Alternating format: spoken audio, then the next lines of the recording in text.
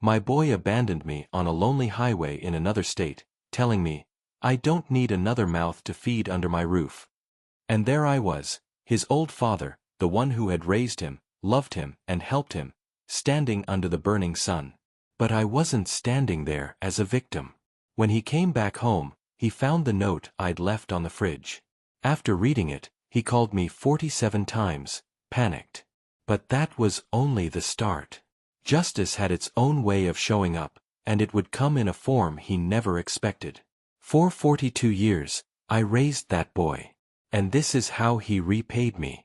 My tired hands shook as I stared at the inheritance papers spread across my oak desk. The pen felt like it weighed 100 pounds, refusing to touch the signature line.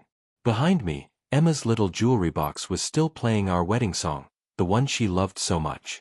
Even though she'd been gone 2 years, I couldn't bring myself to stop it.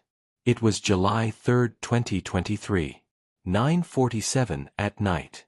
The house felt too quiet, too hollow, even with David and his family asleep upstairs. My family, or at least, what was left of it. I picked up Emma's picture from the corner of my desk. She was smiling back at me, frozen in that moment from our 40th anniversary dinner. She wore the blue dress I'd bought her, the one that matched her eyes. I could almost hear her voice, as clear as if she were right next to me. Don't let our son take advantage of your kind heart, Jack. People show who they really are when no one's watching. The smell of old wood mixed with the faint trace of her perfume that still lingered in the room. I touched the wedding ring on my finger, the one I'd never taken off since the day she passed. David had forgotten my 68th birthday just last month. Completely forgotten. When I called him that evening, he brushed it off with a laugh. Sorry, Dad, work's been crazy. But I'd seen his calendar sitting on the counter. Golf tournament, same day. He remembered that just fine.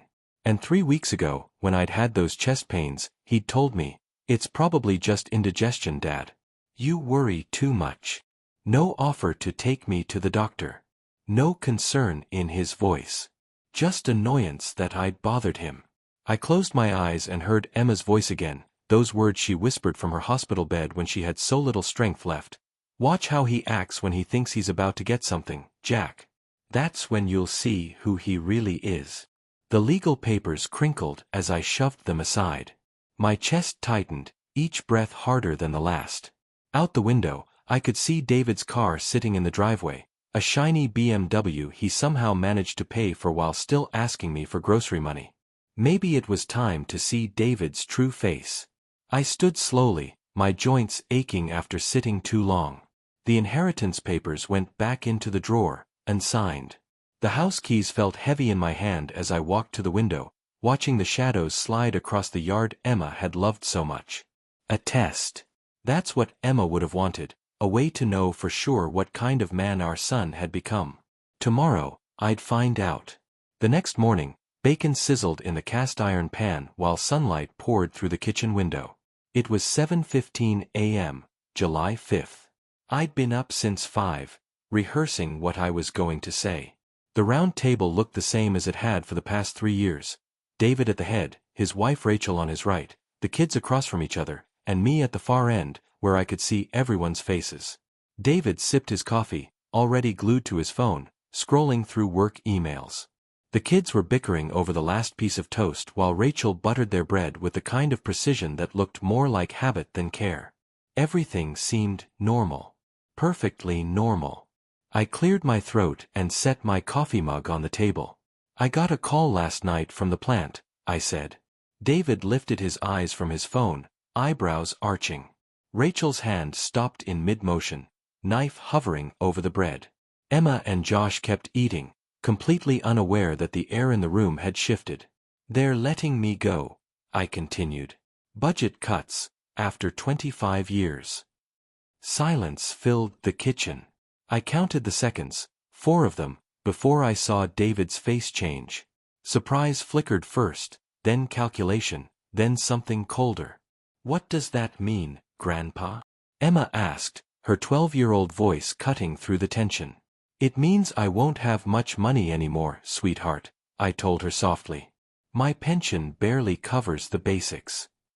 Josh kept spooning cereal into his mouth, not interested in grown-up problems. But David shifted his chair back a little, putting space between us. I saw it. That small recoil, like he was pushing me out of his life.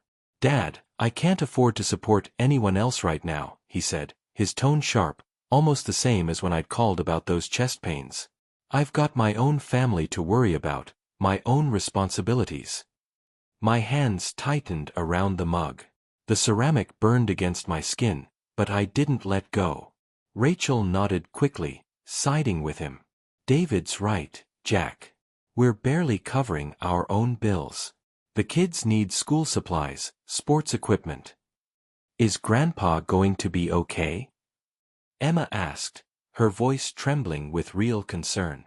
"He'll figure it out," David said flatly, already glancing back at his phone. "There are programs, assistance options. He can apply for those." Programs. Assistance.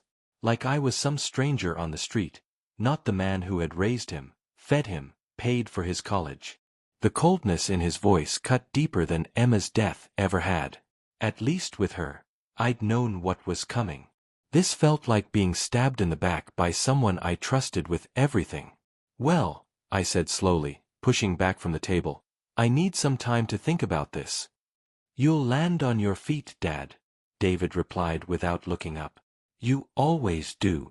I rose from my chair, every one of my 68 years pressing down on my bones. The kitchen, my kitchen, suddenly felt foreign. Even the sunlight seemed too bright, harsh, like it was exposing things I wasn't ready to see. "I think I'll rest for a bit," I murmured. Upstairs, I closed the bedroom door and leaned against it, my shoulders heavy with the weight of what had just happened. It wasn't even 8 o'clock, and the day already felt unbearable. My heart pounded, not from climbing the stairs but from the shock of seeing my son's true nature revealed so plainly. The master bedroom looked exactly the same as it had since Emma passed. Her side of the bed untouched, pillow still fluffed the way she liked it. Her vanity sat just as she'd left it, perfume bottles lined up, her hairbrush holding strands of gray.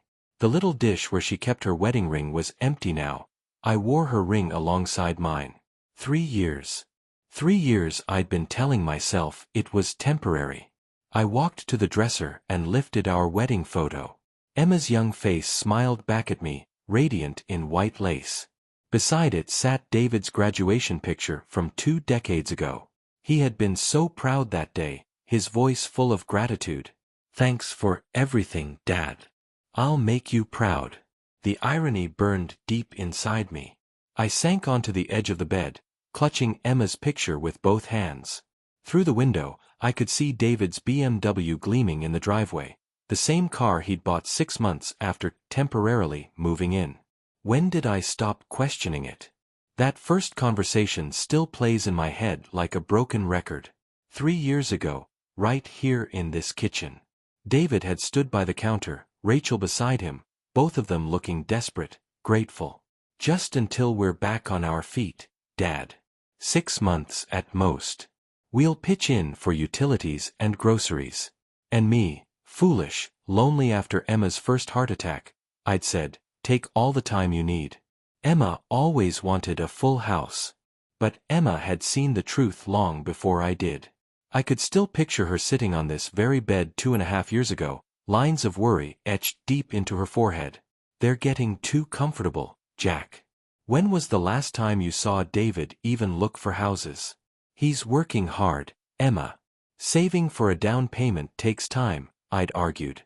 She'd touched my hand then, her fingers warm despite the illness, and whispered, "People show their true faces when they think no one's watching. Don't forget that." I had dismissed it as sickness talking. But Emma had been right. She'd watched David's contributions shrink, from $200 a month to $50, to empty promises of next month, when the promotion comes through.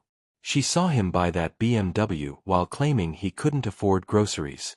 She noticed Rachel's expensive shopping sprees while they pled poverty upstairs. When had I become the burden in my own home? Utilities had tripled. Groceries doubled.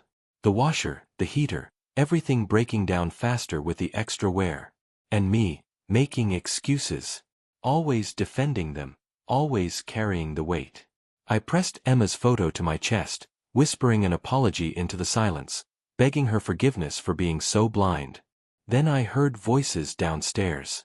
David and Rachel, low and urgent. My grief stilled, replaced by curiosity sharp enough to hurt. I rose to my feet, every muscle aching, and set Emma's picture back on the dresser. My hands trembled, not with sorrow this time, but with something darker. It was 9:30 at night, and David and Rachel were holding one of their kitchen conferences, the kind they thought I couldn't hear. I eased the bedroom door open. The old hinges squealed, their complaint loud as thunder in the quiet house. I froze, listening. The voices carried on below, urgent but careful. They didn't want the children to know. The hallway stretched before me, dim except for a sliver of streetlight cutting in through the far window. I knew every board by heart, which ones betrayed you with a groan and which ones stayed silent. 30 years in this house, every creak was mapped into my memory. At the bottom, the kitchen doorway glowed with warm light. The dishwasher hummed through its cycle, a steady white noise covering my approach. I pressed myself against the wall, close enough to hear but unseen. "This trip idea is perfect," David was saying, his voice heavy with calculation, just like it had been at breakfast. "We'll drive through those desert roads in Arizona. So much empty space out there." My heart slammed against my ribs. My fingers fumbled for my phone, nearly dropping it. The screen lit up, 67% battery. I struggled with the touchscreen, thick fingers shaking. The camera opened, video rolling first, lens pointed uselessly at the ceiling. "And if something happens to him out there?" Rachel's voice was ice. "Thing is," Rachel said matter-of-factly, "old people get confused. They wander off. Heat exhaustion, dehydration, it happens all the time." I managed to switch my phone to voice recording just as David answered. "Exactly.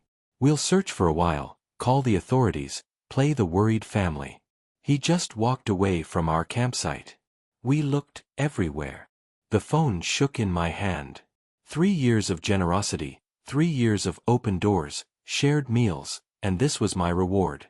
"Without him, the house is automatically ours," Rachel continued, her voice flat, cold. "Finally, we can stop pretending to care about his stories, his needs, his constant presence." 3 years of playing the grateful son, David muttered. "I'm finished. This whole inheritance thing. It pushed me over the edge. I'm not carrying dead weight anymore." Cold sweat ran down my face despite the summer night. My legs wanted to give out, but I held the phone steady, capturing every poisonous word. Emma's voice rang in my head, as clear as if she were standing beside me. "People show their true faces when they think no one's watching. The beauty of it," Rachel whispered, "is that it solves everything. No more grocery bills, no more utilities, no medical expenses. Just us, our real family, and a house we can finally sell. Clear our debts. Start fresh somewhere else," David added. I'd heard enough. More than enough. The recording read 3 minutes and 47 seconds. Plenty to destroy them both. Moving as carefully as I had crept down, I climbed back upstairs, gripping the handrail like it was the only thing keeping me upright. Back on the edge of my bed, I stared at the glowing phone screen. Those files sat there like a loaded gun, ready to be used, but not yet. They wanted to play games with an old man's life. "Well, Emma, looks like you were right. People really do show their true faces." Steam curled up from my coffee cup as I stirred it slowly, eyes fixed on David across the breakfast table. He fidgeted with his phone, restless. It was 7:30 in the morning, July 6th, and I'd spent the long sleepless night planning my response. The kitchen didn't feel like home anymore. It felt like a stage. A stage where each of us was performing. David kept glancing at Rachel, looking for cues, for reassurance. She nodded and smiled on beat, the perfect supportive wife. The kids munched on cereal, blissfully unaware that their parents had spent the evening plotting murder. "How'd you sleep, Dad?" David asked, his voice dripping with false concern. "You looked pretty worn out yesterday." I sipped my coffee, slow, giving myself time to fix my face into something beaten, something tired. Not well, son. This whole situation's got me worried sick. Perfect. Relief flashed between them. Rachel leaned forward, her expression a carefully practiced mask of sympathy. These things have a way of working out, Jack. Family always finds a way through tough times. Speaking of family, David cut in, right on cue. I've been thinking about yesterday, about what I said. I was too harsh.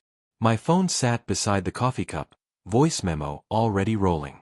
Let them bury themselves with their own words. I appreciate that, son, I said, keeping my tone weary. These old bones were feeling pretty beaten down.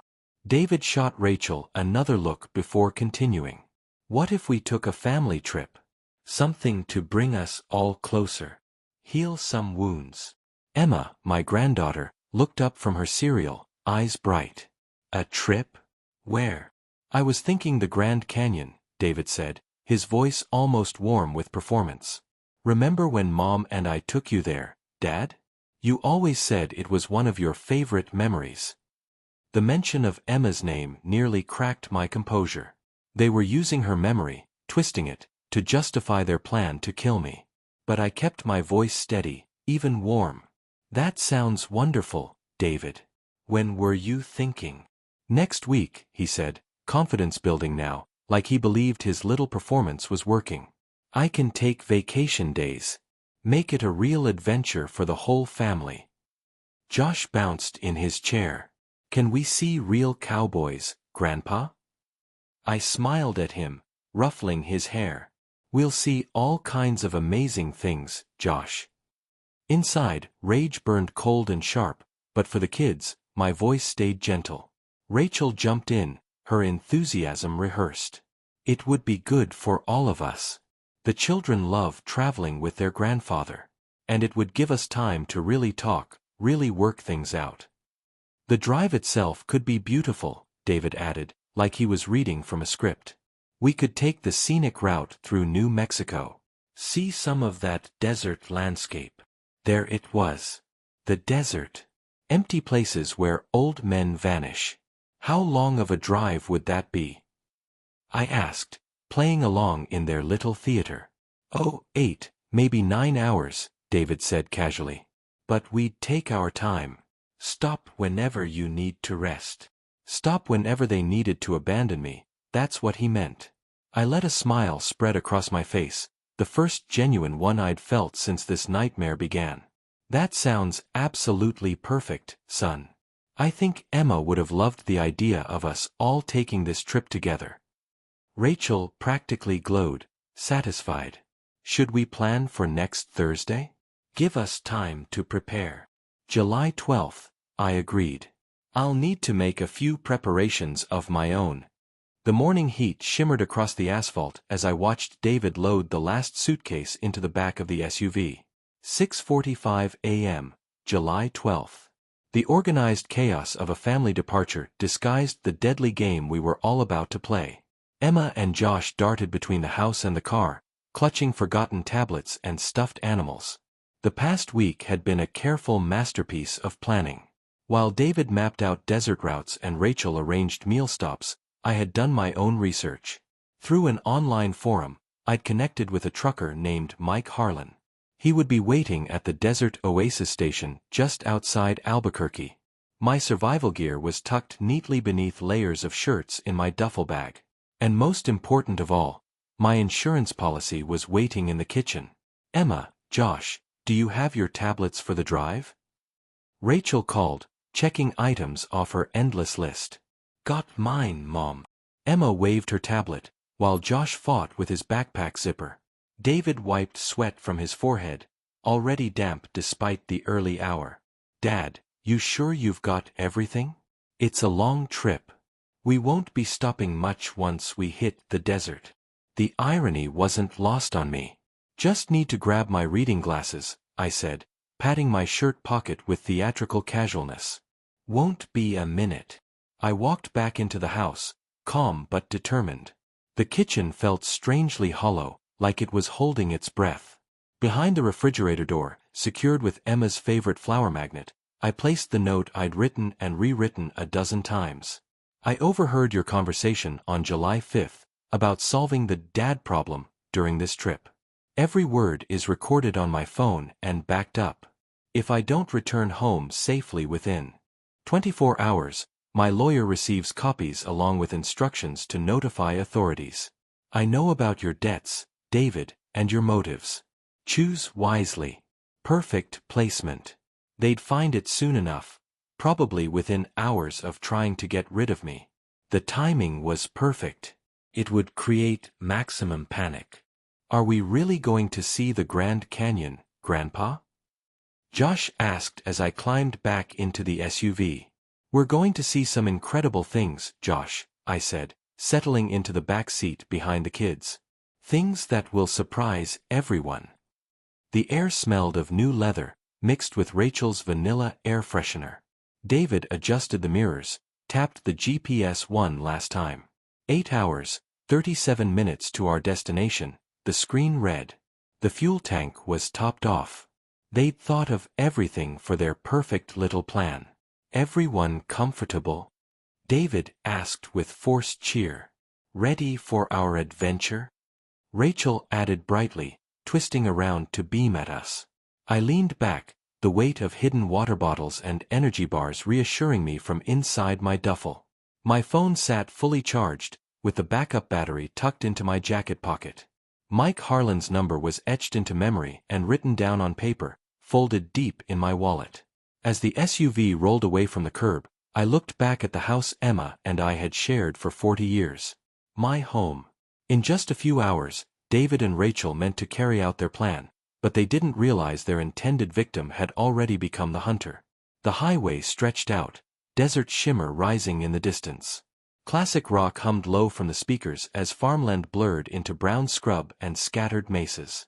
By 12:30 in the afternoon, we had been on the road 5.5 hours, through Missouri, across Oklahoma, now pushing into the endless expanse of New Mexico. The air conditioning fought hard against the brutal heat pressing at the windows. Grandpa, tell us about when you built that treehouse for Dad. Josh piped up, bouncing in his middle seat, tablet forgotten. I smiled, catching David's eyes in the rearview mirror. Your dad was about your age then. Always wanted to climb higher than was safe. We spent 3 weekends building it together. Dad was good with tools? Emma asked, surprised. The best little helper I ever had, I said, remembering grease-stained hands and his eagerness to learn. He could hand me the right wrench before I even asked. David shifted in his seat. That was a long time ago, Dad. That had been the rhythm for hours. Family memories. The kids laughing. David putting on the role of devoted son. Every so often, he'd turn, asking, You comfortable back there? Want me to adjust the air? Need a break? Tiny gestures, every 15 minutes. Maybe I was wrong. Maybe last week had been stress and paranoia. But then I'd catch it, the fleeting glances between him and Rachel when they thought I wasn't watching. The way she scribbled notes on her little pad while checking the GPS over and over. The tightness in David's shoulders as the landscape grew emptier, harsher. Are we almost there? Emma whined. This is taking forever. Just a few more hours, sweetie, Rachel said with strained cheer. Remember, this is Grandpa's treat. Through the window, mile markers blurred past. Route 66 had replaced the interstate. Civilization was fading.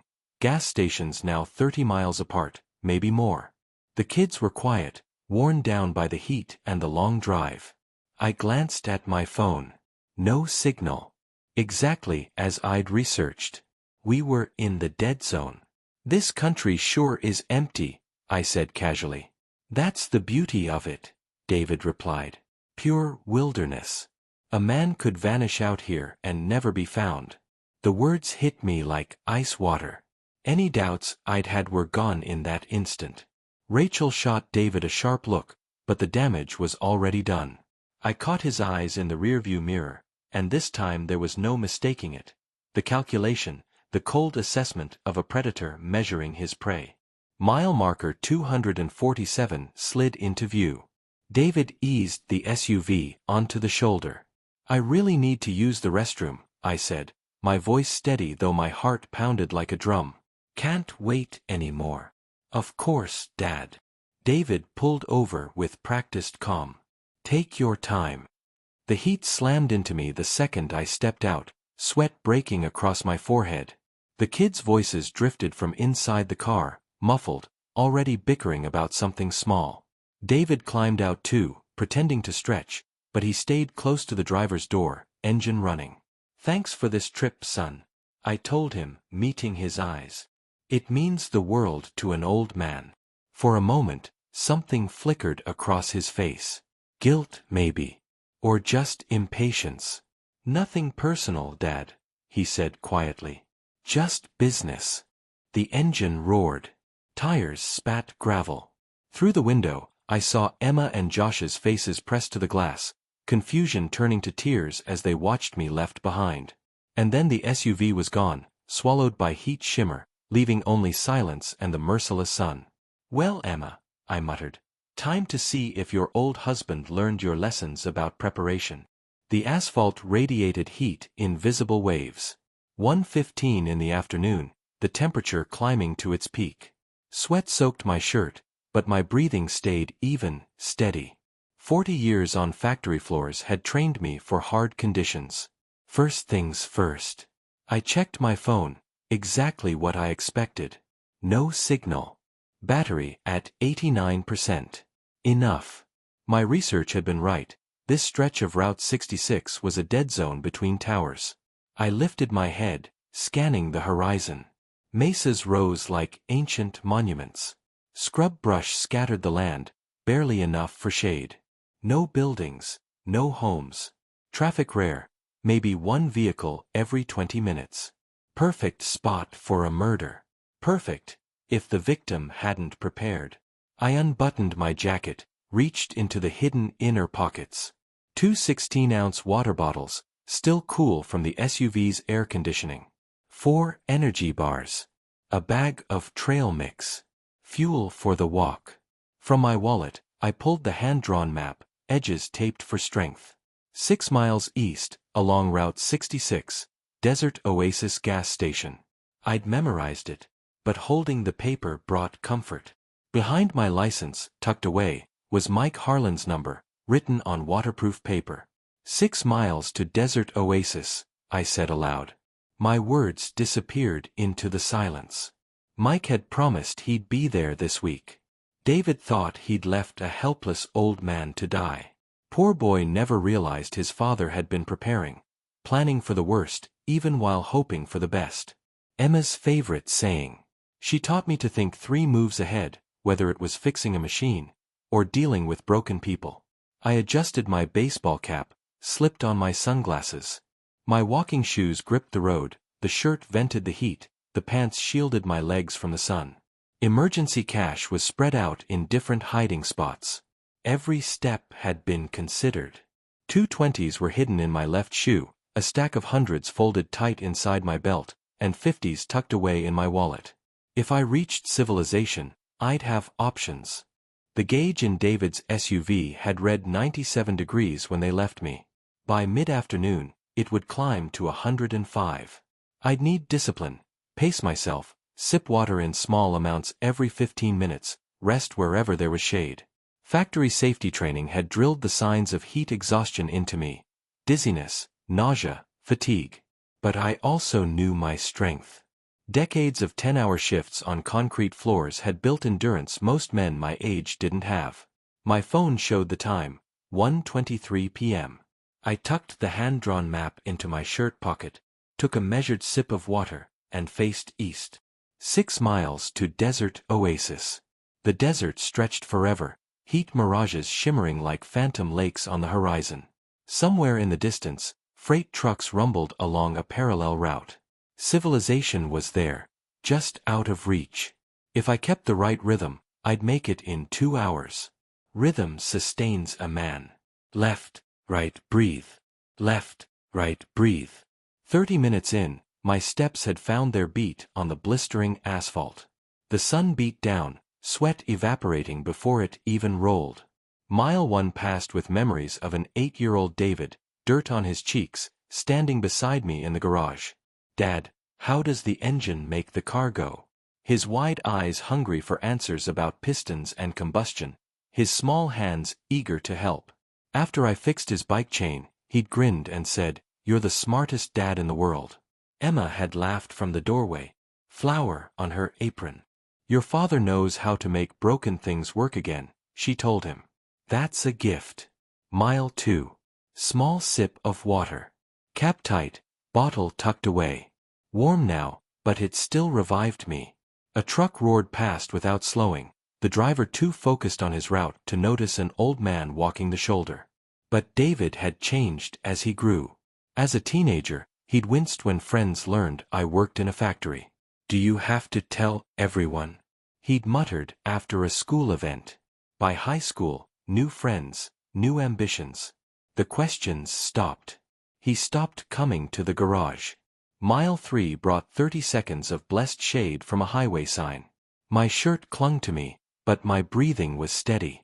Heat exhaustion hadn't touched me yet. In college, the gap widened further. His visits were filled with lectures about modern economics, about thinking bigger. "Dad, you don't understand how the world works anymore," he'd say, fresh from business classes, paid for by my factory shifts. And then he married Rachel. That sealed the change. My stories became interruptions. My presence became an embarrassment. Family dinners turned short and cold, obligations instead of joy. "When are you going to start acting your age?" he'd asked last Christmas, irritated when I tried to play with my grandchildren. Mile 4 tested my body. Heat shimmered ahead, creating illusions, lakes that weren't there, promises of relief that dissolved into more scorching emptiness. I slowed my pace, conserving strength. The desert oasis station wasn't in sight yet, but my map showed 2 miles to go. Emma's last months had revealed the worst of David. Impatient with her medications, irritated by her weakness, and already eager to talk about inheritances. I'd watched him count dollar signs in his head while his mother struggled for breath. "He's not the boy you raised," she had whispered one evening, after David slipped out early from visiting hours. "That boy died somewhere along the way. This one just wears his face." Mile 5 brought the first shimmer of civilization, a faint building in the distance, rippling through the heat. My phone flickered, showing a single bar of signal as I edged back into coverage. They'd be finding my note soon. If they hadn't already. When did I turn from teacher into embarrassment? When did 40 years of honest work become something to hide? I'd spent my life fixing broken machines, believing I could fix broken people, too. But some damage runs too deep for repair. The desert oasis station grew clearer, a real shape against the haze. My phone chirped, 2 bars now. Enough to make calls. Enough to matter. My pace quickened. Emma always said I had the patience to outlast any problem. Today, I'd test that patience against desert heat and my own blood's betrayal. 2 bars of signal. And right on cue, my phone lit up. The moment I stepped into the cool air of the desert oasis station, it erupted like a storm. Buzz after buzz, screen flashing with chaos. 47 missed calls. Every single one from David. The call log told a story of panic unraveling. The first call, 2:15 p.m., the moment they realized I was gone. Then every few minutes, then every few seconds, as fear set in. Rachel's texts scattered between them. "Call us back now." "Where are you?" "Emergency." 15 voicemails waited, little packages of fear. I slid the phone to silent, slipped it into my pocket. Let them sweat. "You look like you've been walking in this heat," said the clerk at the counter, a woman with kind eyes and graying hair. Her name tag read Maria. "Everything okay?" "Car trouble on the highway," I told her. "Not a lie. Is the motel still open?" "Of course, honey. Need me to call someone?" "Family maybe." I almost laughed. "No, thank you. I've got it handled. As Maria processed my registration, I allowed myself to press play. The first voicemail, David's voice, tight with false calm. Dad, where are you? We stopped for gas, and when we came back, you weren't there. We're searching. Please call us. By voicemail 15, the cracks were showing. Please, Dad, call us. We're worried sick. Where could you have gone? By voicemail 32, the mask had dropped completely. I found your note. We need to talk. You don't understand what you heard. It's a misunderstanding. But I knew better. The note told the truth. My insurance policy, written in block letters, hidden behind Emma's favorite flower magnet. I overheard your conversation on July 5th about solving the dad problem during this trip. Every word is recorded on my phone and backed up. If I don't return home safely within 24 hours, my lawyer receives copies and contacts the authorities. Perfect placement.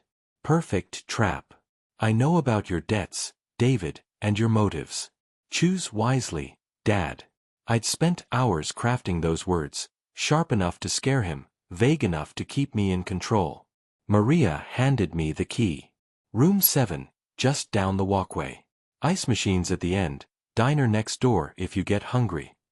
I bought cold water, a couple electrolyte drinks, and a clean shirt from the station's little store. My phone buzzed again. Call 48. I ignored it, smiling. The motel room was simple but spotless, and that bed looked like heaven after miles in the desert. I plugged in my phone, watched as call 49 came through. Ignored again. Through the window I could see the truck parking lot. That's where Mike Harlan would be by morning. 47 calls in 2.5 hours. Emma would have been proud of my arithmetic and my planning. Mike had told me he'd roll through tonight. By tomorrow, we'd be on our way home. Steam rose from my coffee cup as I waited at the window, watching the lot. 7:30 a.m., July 13th. Right on schedule, a blue Peterbilt rumbled in. Air brakes hissed as Mike brought his rig to a smooth stop. I'd slept better than I had in weeks. Funny how peace of mind does that. Mike climbed down from the cab with the calm stride of a man who'd been driving highways 25 years. 55 years old, weathered face, kind eyes behind wire-rim glasses. He spotted me through the glass and lifted a hand. Right on time, he said when he came in. Hope you got some rest after your ordeal. Best sleep I've had in weeks, I replied, shaking his calloused hand. I can't thank you enough. Not everyone would help a stranger. He waved it off. Road teaches you who to trust. You've got honest eyes, Jack. Springfield's about 8 hours with my run. Perfect timing. Within 20 minutes, my few belongings were stowed in the sleeper, and I was riding shotgun in comfort. Mike had a thermos of coffee, sandwiches his sister had made. The CB radio crackled with trucker chatter while country music played soft in the background. Families supposed to lift each other up, not use each other, Mike said as we merged onto I-40 East. He didn't ask details, but I gave him the basics. Car trouble, tension with family, needing a lift. That's what I always believed too, I said, watching New Mexico desert give way to Oklahoma plains. 42 years raising a son, and I thought I knew the man he'd become. Mike nodded. I've got 2 myself. Divorced 15 years now, but their mom and I always put the kids first. Can't imagine blood turning on blood. The miles slid by, easy with conversation. Mike told stories from the road, kindness from strangers, truck stop camaraderie, the pride of honest work. I shared memories of Emma, softened versions of recent events, reflections on how values seemed to shift over the years. Your wife sounds wise, Mike said after I quoted one of Emma's favorite sayings about people showing their true faces. She could see through folks like they were glass. I nodded. She could. I just wish I'd listened sooner. The steady rhythm of the truck, Mike's kindness, his easy conversation, it all felt like a kind of healing. A stranger showing me more decency than my own son had in years. The contrast stung. We stopped twice along the road, fueling up, taking mandated breaks. Mike insisted on buying lunch, brushing off my offers to pay. "You'll do the same for someone else someday," he said. Simple as that. By evening, landmarks I knew began appearing. The water tower from my neighborhood rose on the horizon as we neared Springfield. Home. A reckoning. "That's my exit," I told him, pointing ahead. "Home, sweet home." Mike's truck rolled off, disappearing around the corner, as I walked my familiar driveway.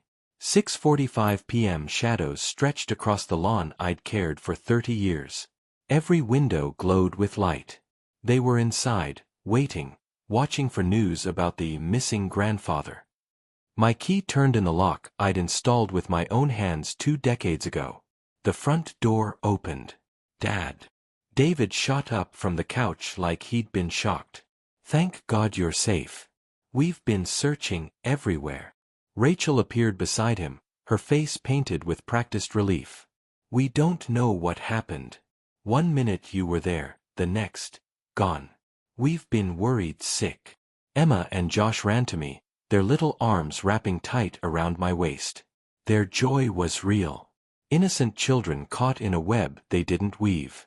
47 calls don't look like searching," I said calmly, returning their hugs.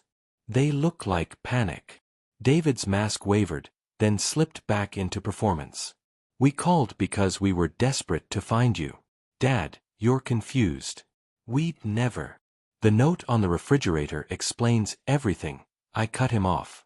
"Did you think I'd forgotten how to read?" Color drained from Rachel's face. She glanced toward the kitchen, then back, eyes sharp, calculating. "We don't know what you mean. We've been driving that highway all day." I pulled out my phone. Hit play. David's voice filled the room. "This trip idea is perfect. We'll drive through the desert in New Mexico." Then Rachel's cold addition, "And if something happens to him out there, old people wander off." "It happens." Emma froze, confusion clouding her smile. Josh looked between us, sensing what he couldn't understand. "I have recordings, David," I said. "Your voices. Your plan. Your greed. Every word about solving the dad problem and inheriting this house." David tried one last desperate card. "Dad, family forgives. Think about Emma and Josh. They need their grandfather." I looked him in the eye. "You stopped being my son when you planned to murder me. You have 1 hour to pack your things and leave. Forever." Rachel's mask shattered. "You can't throw us out. We've lived here 3 years. We have rights." "As guests," I said quietly, holding up my phone. "Guests who plotted to kill their host.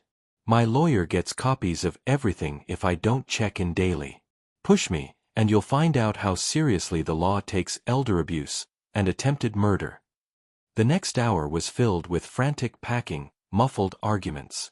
Emma cried softly as she stuffed clothes into a bag. I knelt beside her and Josh. "You can visit when you're older," I told them gently. "This isn't about you. It's about choices your parents made." Car doors slammed. Engines roared.